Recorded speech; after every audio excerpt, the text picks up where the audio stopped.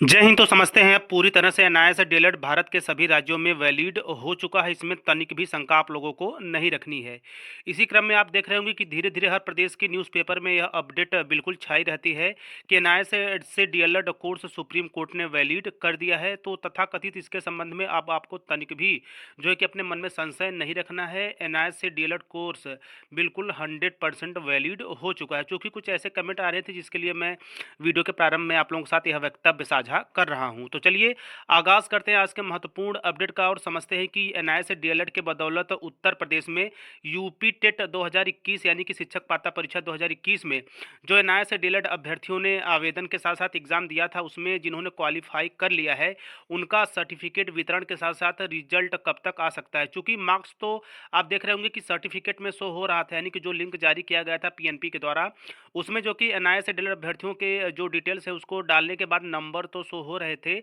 But जहाँ पे जो है कि रिजल्ट दिखाया जाता है पास या फिर क्वाली या अनक्वालीफाई का, वहाँ पे जो है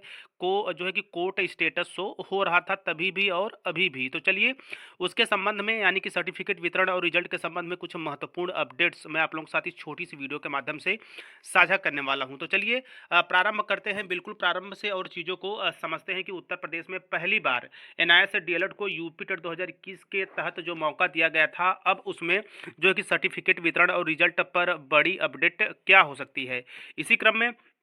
ये मैं आप लोगों के साथ परीक्षा एवं प्राधिकारी उत्तर प्रदेश प्रयागराज, चूंकि यहाँ पे एक बात मैं स्पष्ट आपको कर दूं कि 2021 में जब यूपी टेट 2021 का आवेदन हो रहा था तो उस समय जो पीएनपी होता है यानी कि परीक्षा एवं प्राधिकारी उत्तर प्रदेश प्रयागराज के जो है कि तत्वाधान में यह जो है शिक्षक पात्रता परीक्षा का जो है कंडक्ट कराया जाता था। बट अब जो है कि पीएनपी को बदलकर शिक्षा सेवा चयन आयोग हो चुका है उत्तर प्रदेश में, जिसकी देखरेख में सभी प्रकार की शिक्षक पात्रता परीक्षा और शिक्षक भर्तियों का आयोजन किया जाना है। तो अब हम सभी को पता है कि अब नए आयोग के साथ ही एनआईए से डीएलएड के सभी मुद्दे बिल्कुल क्लियर होंगे। हालांकि एनआईए से डीएलएड का जो मुद्दा है वो 1 से 2 साल पुराना है। तो ऐसे में चूंकि यहाँ पे इसलिए मैं ये भी कह रहा हूँ क्योंकि पीएनपी अब जो है शिक्षा सेवा चयन आयोग हो चुका है और जिसका हेड ऑफिस भी प्रयागराज में ही है, तो वहाँ से भी हमें क्लियरेंस मिल सकता है। एक बात ये रही। दूसरी बात, आगे चलते हैं और समझते हैं यहाँ पे एक कैंडिडेट का यहाँ पे एनआईए से डीएलएड एक सम्मानित का वर्तमान समय में आप जो है कि पर्सनल डिटेल को जो है कि सिक्योरिटी पर्पस के तहत हटाकर यहाँ पे सारी चीज़ें मेंशन की गई है। तो यहाँ पे आप देख सकते हैं एग्जाम लेवल प्राइमरी के अंतर्गत इन्होंने आवेदन किया था। यदि टोटल मार्क्स की बात की जाए तो इन्होंने 95 नंबर, और हम सभी को पता है कि एसटी एससी ओबीसी और जनरल की कैटेगरी देखी जाए तो सब में जो है कि एक कैटेगरी बटी होती है। तो यहाँ पे आप देख रहे हैं इनका 95 नंबर है, तो ये किसी भी कैटेगरी से हों लेकिन ये क्वालिफाई हैं। इसके साथ साथ आगे चलते हैं। यहाँ पे रिजल्ट स्टेटस जो है कोर्ट केस अभी भी शो हो रहा है, और यहाँ पे यदि रिजल्ट डिक्लेरेशन डेट की बात की जाए तो 8 अप्रैल 2022 अभी भी शो हो रही है। वहीं जहाँ पे कोर्ट केस जो है कि शो हो रहा है वहाँ पे जो है कि क्वालिफाई जो है शो होना चाहिए। इसके साथ साथ यदि प्रमुख इसकी बात की जाए तो देखिए एनआईए से डीएलएड ओडीएल मूड जो है कि प्रशिक्षणधारी अभ्यर्थियों का परीक्षा फल शासनादेश दिनांक 25/10/2021 के निर्देशानुसार याचिका 14812/2021 संदीप मिश्रा व 4 अन्य बनाम उत्तर प्रदेश व अन्य में पारित माननीय उच्च न्यायालय के आदेश दिनांक 22/10/2021 से विरुद्ध विभाग द्वारा योजित की जाने वाली विशेष अपील में पारित अंतिम निर्णय के अनुसार घोषित किया जाएगा। यानी कि जब 2021 में एनआईए से अभ्यर्थियों ने बढ़ चढ़कर जो है कि आवेदन व एग्जाम क्लियर किया, तो उसके संबंध में जो है कि पीएनपी की तरफ से यह स्पष्ट कर दिया गया था कि आप लोगों का जो रिजल्ट है वो कोर्ट के अधीन है। क्योंकि अब मामला बिल्कुल क्लियर हो चुका है। यहाँ पे कुछ और बातें मैं आप लोग समक्ष रखना चाहूँगा। तो देखिए अब मामला बिल्कुल क्लियर है, तो जाहिर सी बात है हमें जो है कि अपर सुप्रीम कोर्ट से, जो भारत की सबसे बड़ी न्यायालयीय सत्ता है, वहाँ से एनआईए से डीएलएड को पूरी तरह से जो है कि वैलिड करार दे दिया गया है। तो अब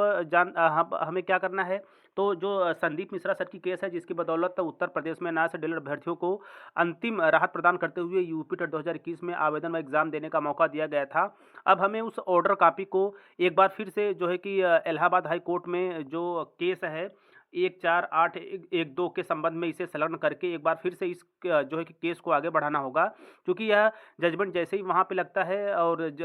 हमें क्या है कि ज़्यादा समय नहीं लगेगा और हाई कोर्ट के द्वारा भी इस जजमेंट को अप्रूव कर दिया जाएगा। चूँकि सुप्रीम कोर्ट की तरफ से जजमेंट आ ही चुका है, तो ज़ाहिर-सी बात है कुछ कार्यालयी कार्रवाई करने के उपरांत इलाहाबाद हाई कोर्ट की तरफ से भी हमें जो है कि ये यूपी टेट के क्लीयरेंस को लेकर सारी चीज़ें स्पष्ट हो जाएँगी और जैसे ही यह हाई कोर्ट के द्वारा जजमेंट जारी होता है, इसमें ज़्यादा समय लगने की कोई बात नहीं क्योंकि अपर जो कोर्ट है वो जो है कि जजमेंट दे चुकी है और उसी बेस पर जो निचली अदालतें होती हैं, वो भी उनका जजमेंट बरकरार रखती हैं। तो इसी क्रम में बस थोड़ा-सा हमें और जो है कि जो कार्यालयी कार्रवाई है या हम कह सकते हैं कि जो हाई कोर्ट का जो कागज़ी कार्रवाई है उसे एक बार फिर से एक जो है कि एडवोकेट से मिलकर सारी चीज़ों से अवगत कराकर एक बार फिर से केस फाइल करते हुए इस मैटर को उसमें संलग्न करना चाहिए और वहाँ से हाई कोर्ट से जो है कि वहाँ से भी हमें जजमेंट के रूप में जजमेंट कॉपी हमारे हाथ में होगी और उसके बाद हमें यूपी टेट का जो मैटर है इसके क्लीयरेंस को लेकर चाहे रिजल्ट की बात की जाए या फिर सर्टिफिकेट की बात की जाए, वितरण प्रारंभ हो जाएगा। जैसे ही हमें जो है कि यहाँ पे जो है केस स्टेटस हटता है, तो ऐसे कई हज़ार उत्तर प्रदेश में अभ्यर्थी हैं जिनका कि यूपी टेट 2021 क्लियर हुआ है और वहाँ पे क्वालिफ़ाइड शो हो जाएगा कैटेगरी वाइज़ भी और बिना कैटेगरी वाइज़ भी। तो आप उसमें देख सकते हैं कि आप जिस कैटेगरी में फिट है उसमें आप जो है कि क्वालिफ़ाई हैं या नहीं। बाकी आयोग को ये पता है आवेदन करते समय आप ओबीसी, एससी, एसटी या जनरल से थे, तो आयोग को पता है वो पहले से ही आपको क्वालिफ़ाइड लिख देगा। तो ये रहा कुछ महत्वपूर्ण मैटर। इसके साथ-साथ यदि उत्तर प्रदेश में ही बात की जाए तो यह वरन एक महत्वपूर्ण केस नहीं है। उत्तर प्रदेश में भी एनआईए डीएलएड को लेकर चाहे इलाहाबाद बेंच की बात की जाए या फिर लखनऊ बेंच की बात की जाए, लगभग 3 से 4 या हम यूँ कह सकते हैं कि 4 से 5 केसों का जो है कि संचालन हुआ था, जिसमें कि जूनियर शिक्षक भर्ती को लेकर था, जिसमें कि शोभनाथ अग्रहरि सर थे। इसके साथ-साथ आदर्श श्रीवास्तव ने भी महत्वपूर्ण रोल अदा किया है उत्तर प्रदेश में केस को लेकर, क्योंकि उत्तर प्रदेश में यदि बात की जाए तो उन्होंने ही शुभारंभ किया था जो है कि पूरे एनआईए डीएलएड शिक्षक परिवार को एक साथ लेकर उत्तर प्रदेश में। इसके साथ-साथ अजीत सर हैं, इसके साथ-साथ और भी जो है संदीप मिश्रा सर, यहाँ पे आप देख ही रहे होंगे उनकी बदौलत 2021 में हमें यूपी टेट में मौका मिला था। तो यहाँ पर भी 3 से 4 केस हैं और जो भी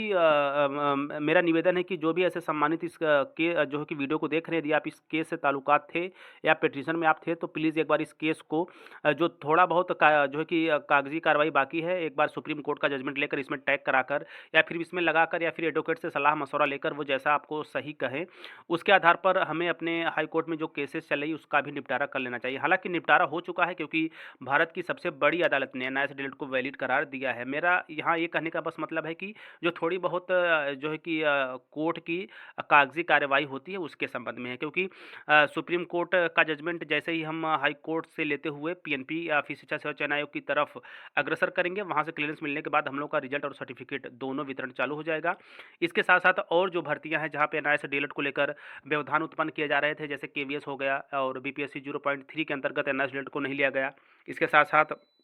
अन्य प्रदेश से एमपी टेट वगैरह में, इसके साथ-साथ उत्तराखंड में जो भर्ती रुकी हुई थी उसकी काउंसलिंग की डेट आ चुकी है, तो उस पर भी स्टे लेना है। तो कई सारी महत्वपूर्ण चीज़ें चल रही हैं और एक-एक जिस भी प्रदेश से एनआईए से डीएलएड को लेकर जो पुख्ता अपडेट आएगी लगातार मैं आप लोगों के साथ बना रहूँगा। तो उत्तर प्रदेश में यूपी टेट 2021 को लेकर आपके कई सारे कमेंट आ रहे थे सम्मानित शिक्षक और शिक्षिकाओं के, तो मैंने पूरा प्रयास किया कि कम समय में, कम शब्दों में आप लोगों के समक्ष चीज़ें रखूँ और मेरा जो विचार है जानकारी को आधार बनाते हुए आप लोगों तक साझा करने का काम करूँ और आई होप आप चीज़ों को अच्छे वे में लिए होंगे।